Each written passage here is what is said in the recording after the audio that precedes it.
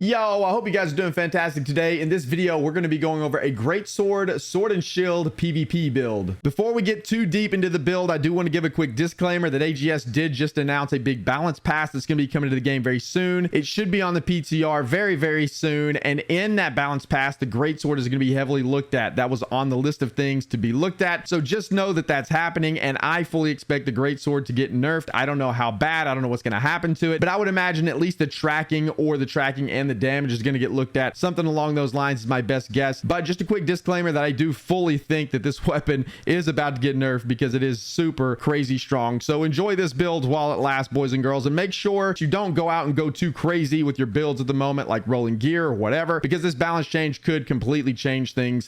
We're not sure at this point. So let's take a look at this build. So first, we're going to take a look at the Greatsword tree. So if you watched the video for the Greatsword hatchet build that we put out a little bit ago, this is going to be very similar to that build. This setup works really well in this scenario as well as whenever you paired it with a hatchet. It plays a little bit different than it does with a hatchet, but it's still kind of the same premise. This build does a ton of damage and has a massive amount of chase potential. So we're going to go with Relentless Rush as an active. We're going with Skyward Slash, and we're going with Steadfast Strike. Relentless Rush is going to give you a little bit of mobility. It's also going to give you an Empower, and then it's going to apply a root to your target for additional CC so that you can land the remainder of your combo. Skyward Slash is just going to provide you with a lot of value. You're going to get some weapon damage here. You're going to get a rend. You're going to have a follow-up attack that deals additional damage, and then you're going to also apply disease and have an AoE attack. This is an incredibly strong ability. Some people still take Crosscut for the additional damage. I don't really like going that route because I feel like you just lose out in so much utility whenever you don't take Skyward Slash. This ability, in my opinion, is just too good not to take, with the rend, with the disease, with the AoE, and quite a lot of damage that you do with this ability as well. And then we're going to push all the way down in here into Relentless Onslaught to get our cooldowns reduced for the light attacks and the charged heavy. The remainder passives here, we're going to take Aggressive Shift so we can shift into Onslaught stance whenever we need to. We have Heavy Blade just to promote additional damage. We're going to have a Haste, which is amazing for this build. The chase potential is nutty. And then Keen Posture, of course, is just going to give you that 100% critical chance for 5 seconds after you get into Onslaught stance, which is very strong. We're going to take Critical Comeback to have a little bit of stamina and health regeneration. And then this is a pretty important passive for this tree as well, Step and Strike. After you dodge, you're going to gain additional empowerment, and you're going to restore 10 stamina on hit. So it's going to negate this quick charge 10 stamina consumption whenever you're in the Onslaught stance. And then on the other side of the tree, we're going to take Steadfast Strike as the active. You could take Calamity Counter. I've seen people take this, as well as Roaring Rupture. Both of these are fine choices if you wanted to go this route. I just prefer Steadfast Strike. It works a little bit better in my rotation. I like this ability quite a lot, so I put it on my bar and used it for this build. So this also is going to give you a little bit of health back, and it's going to reduce the cooldowns of your sword abilities, of your Greatsword abilities, which is quite nice as well. And then the passives over here in this tree we're going to take is just a little bit of Fortify whenever at full health, just for a little bit of extra survivability. We're going to put the Blade Honing on here to increase our damage by 3% for each buff on us, which is quite nice. And then we're going to take the Bleed with Unflinching Blade. We're going to go over here and take a look at the Sword and Shield tree, and for our actives we're going to be taking Leaping Strike, Shield Bash, and Shield Rush. So Leaping Strike is just super incredible. We all know what Leaping Strike is. You can use this as an amazing gap closer. It does quite a lot of damage, and you can use it to get yourself out of sticky situations as well. It'll slow your target. A great opener or a great escape, a great gap closer. Has a lot of different uses in the rotation of the build. And then we're going to take Shield Bash. Shield Bash is just going to be a good stun for you to set up the rest of your combo. Then we're going to push down here and take the first passive just for the additional damage. We're going to skip out on Concussive Bash for the additional stun duration. I just don't find that it helps out that much. Then we're going to take Shield Rush, which in my opinion is very strong. This attack is going to deal additional damage. It has grit. It applies a weaken, and then it also applies a slow, which is all pretty crazy. This ability right here I like quite a lot. So then on the passives for the Swordmaster tree, we're just going to take Precision, which is going to increase our critical chance. We're going to take Empowered Stab. So our successful heavy attacks is going to give us Empower, and then along with the successful heavy attack, we're going to lose a debuff. We're also going to take Achilles Heel just to get the extra slow, because that synergizes very well with Opportunist to deal 10% more damage to slowed foes. I do not usually take a lot of the blocking passes for this particular build because I play this in light armor. I'm moving around quite quickly, and I use a round shield. The block stability isn't great. I do block some from ranged attacks for bows and muskets, but your block can be broken pretty easily. So I don't take this because I find myself dodging more than blocking. So I don't take usually any of the blocking passives. You can take those if you choose. If you decide you want to block a little bit more, this would be quite nice to gain the stacks of empower. Empower, but I just choose to get my Empower from the heavy attack versus the blocking. I also don't take mobility because, again, I'm not blocking a lot, so I don't care about that. We're going to take the haste, which is quite nice. We're going to take the while health is full, deal 15% more damage, which is pretty nice for those big juicy leaping strikes for an opener if you choose to go that way. Then of course we're going to take leadership because it just gives you a flat 10% increased damage, and it's very good. On the other side of the tree, we're just going to take the physical armor. We're going to take elemental resistance to reduce damage from all magical types, and then we're going to take final blow just to deal additional damage with the third attack in the light attack chain, which is quite nice as well. All right, so now let's take a look at our attribute split. This is what I have finally landed on with this build. We're going a 150 150 200 split. Obviously we have 13 extra points because we have 620-ish gear on, so we get a bit of additional attribute points, but 150 150 200 was what I've landed on. I've tried this at all kinds of different attribute splits, and I have found that this is what works for me. If you want a little bit of additional damage, you can of course drop this down to 150. I probably wouldn't go any less than 150 constitution. It just feels like you're incredibly squishy whenever you switch over to onslaught stance without that 150 mark. I have landed on 200. This allows me to go in there and brawl in a little bit of light armor, which I quite like, and my gear has a little bit of dex on there. I like the 150 dodge perk here as well. It helps me out a lot with this build because I dodge a ton. So this is what I've landed on. I like this a lot. You could mess around with this, and you could go like 300 200 if you wanted to. You'd lose a little damage on your sword if you do that, but you could go 300 200 if you wanted to go that route just for the grit, but I don't find it's incredibly necessary because with the great swords you're already getting grit on your heavy attacks anyway. Whenever you take this passive right here, this passive right here, unflinching blade, your charged heavy attacks are already going to have grit on there, and you're going to be using that a lot. So I don't really think it's too super necessary, but again, if you want to push up to this perk, have at it. So now let's take a look at the gear that you're going to want to run for this build. Bear in mind the gear that I have on right now is not optimized fully for this build, but we're going to go over what I would use if we could fully optimize it. So right now we're running a great sword that has arbor attunement, trenchant recovery, and steadfast purification on it. Ideally you'd want to have trenchant strikes, arbor attunement, and keenly jagged, or even potentially plague strikes on your great sword. There are a few farmable great swords that you can get in the world that would suffice right now, like Flesh Ripper, for example. It's dropped from the Greater Tribulation in Shattered Mountain. You can go farm Heel Strike. That's dropped by Taser Jaw. The Sonic Sword is dropped by Broad Paw or Gnasher. There are a few more swords out there that you can go get if you wanted to go get a drop sword, but ideally you're going to try to get Trenchant Strikes, Arbor Attunement, Keenly Jagged, or Plague Strikes in place of Keenly Jagged. That to me would be Abyss Sword. And then for your long sword, we are using right now the Primordial Edge, Keen, Rogue, Keenly Jagged. I would like to change out Keen for an attunement, obviously, but this is what I have. So I would like to have Arbor Attunement, Rogue, Keenly Jagged, or even Arbor Attunement, Vicious, Keenly Jagged, or Keenly Empowered, something like that. And then whatever you don't get on your sword, you're going to want to get that on your shield. So for your shield here, I have Refreshing, Enchanted, Keenly Empowered. If I had Keenly Empowered on my sword, I would want to get Keenly and Jagged, or Keenly Jagged on the shield.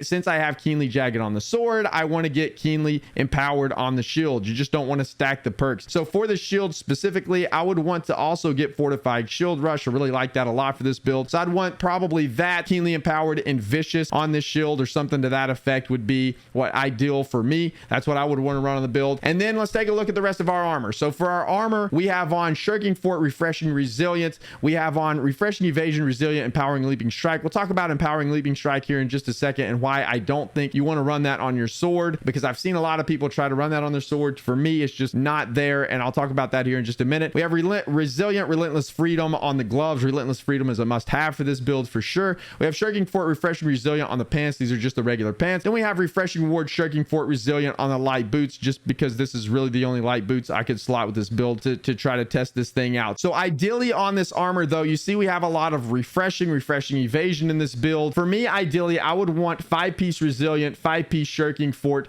3-piece Freedom, Relentless Freedom, and then I would also want a piece with Empowering Leaping Strike on there. So I would probably want to switch out Refreshing Evasion like on this piece for either Shirking Fort or Freedom, one of the two, but that would be ideal for this build. I would like to have some Freedom built in because the only CC break you have in this build is Relentless Freedom, which is only going to get you out of roots and slows. It's not going to get you out of hard CC. However, you could opt to run something like the Cunning Heart Rune of Stone Form, which I have seen a lot of people start using lately, even with these high damage builds. Like Hardened Form, you're just going to gain additional 10% damage absorption. You're going to get Fortifying Form, and then this also is going to cleanse all CC debuffs, and it's going to grant you immunity to stagger and crowd control debuffs for 5 seconds, which is quite strong. So if you don't have Freedom in the build, if you opted to go something like this, you could slot Stone Form that would help you in that regard. But you could also use like Cunning Heart Rune of Bile bile bomb. That's what I'm using. I like this one quite a lot. This one works pretty well. This one is just going to have crippling bile on there, exhausting bile, and I like this a lot. The disease is good. This is the rune that I've been using a lot of. Another rune of choice would be the brutal heart rune of detonate. You want to have your explosion damage increased by 20%. You are going to take more damage, so you have to be a little bit careful if you're in the onslaught side of the tree, but you would want that big burst damage to secure the kills. So that's another option if you wanted to go that route. Let's now take a look at the jewelry because we kind of passed over it. So right now we have a divine refreshing health amulet on. Ideally, for an amulet for this build, you would want to have like the champion's amulet on, probably, if you could get a hold of that from the PvP reward track, or have health, stamina recovery / protection. This is just the amulet that I had, so this is what I was wearing. For the ring, we have on Legate's ring for leeching / damage keen awareness, and you really don't need keen awareness in this build because, again, for the Greatsword, you're going to be running this passive right here, which is going to give you 100% critical hit chance whenever you enter the onslaught stance. You're going to be entering in and out of the onslaught stance enough to have that 100% crit chance, so really having keen awareness on the ring doesn't really do you a whole lot of good. But again, this build is not fully optimized, and this is just what I had to run. So for your ring, ideally you would want like / damage, invigorating, punishment with hardy, or leeching on there. That would be ideal. So the champion's ring would be something good to start with. So I'm just using one with / damage. That's why I'm using the Legate's ring. And then we have Doom's Chance. Doom's Chance is fine to run with this build. It's a really good earring. That one's easy enough to get, and it's fine for this build. So now let's talk about the gems that you want to run in your weapons. So right now I'm running an opal, and then I was just messing around with an emerald here for the 12% damage against targets with an active crowd control status, which has been quite nice because with this sword you do slow a lot. This build has a lot of slows built into it, so I've found that this actually has been performing pretty well. You could replace this with an opal if you wanted to, and then I'm just running an opal in the Greatsword, which I think is fine. If you wanted to go the rune glass option, ideally you would want to slot in like rune glass of electrified opal, or some other like elemental type is what you want to slot in for your weapons. Just the elemental opal would be fine for those. And then for your gear here, we just have kind of a mixture of onyxes and opals right now. Again, it's not fully optimized, but your gems are really going to depend on what the meta is at the moment. If you're wanting to go the rune glass option though and start to fully min max, you would want to slot the rune glass of punishing in here. That would be the route you would want to go. And then of course the damage type or the gem type would again depend on what the meta is. So now let's talk about the rotation with this build and how you're going to use this. So much like the Greatsword hatchet build, the rotation for the Greatsword is going to be exactly the same. You're going to lead with steadfast strike to pull your target in. It's going to pull them in. It's going to stagger them. That's going to allow you to follow up with skyward slash. Skyward slash is going to apply a very nice rend and the disease to the target, and then hit anything else around it with the AoE. Then that's going to also shift you into onslaught stance, which is very important because you can then use your relentless rush. And the only way you get the root from a relentless rush is if you're in onslaught stance. So you want to be in onslaught stance before you use that ability, because you want to get that 1 second root so that then you can follow up with a heavy attack. And by that time, your target is almost dead. And if not dead, you can switch over to the sword and shield, because if they're not dead, they're probably running away. Switch over to the sword and shield, use leaping strike into your shield rush, and then into your shield bash. And that by that point, they should be dead. If they're not dead, you can switch back over to your Greatsword and then run the rotation again, or just start heavy attacking them until your cooldowns come back up. But that's really the rotation. Steadfast strike into skyward slash into relentless rush to root them, and then you're going to heavy attack them to death. And then if they're not gone, then you use your leaping strike to catch them and to finish them off, and use your shield rush and shield bash to get additional CC just to secure the kill. So you can also open up with your sword and shield if you chose to do that as well. Leaping strike makes a very good opener for this because you can leaping strike into a dodge roll 4, because usually after you leaping strike, people are already running away. Leaping strike, you're usually going to have to dodge roll forward into a shield rush. That will stagger and weaken your opponent, and then from there you usually have to dodge roll forward again to catch up to them, and then shield bash, and that's going to stun them.